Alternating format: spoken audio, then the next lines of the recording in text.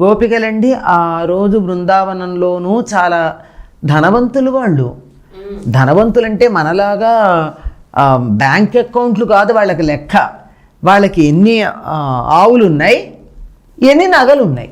నగలు కూడా వాళ్ళు వెర్రిగా పిచ్చిగా కాదు, ఏవి ఉండాలో ఆ నగలే పెట్టుకునేవాళ్ళు.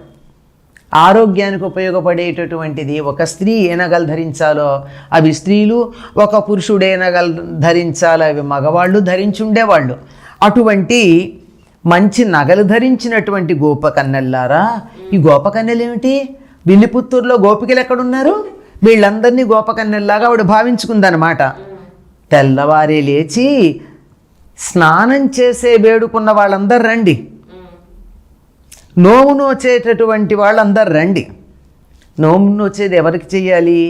కలువల్లాంటి కళ్ళు కలిగినటువంటి యశోద కొడుకున్నాడు.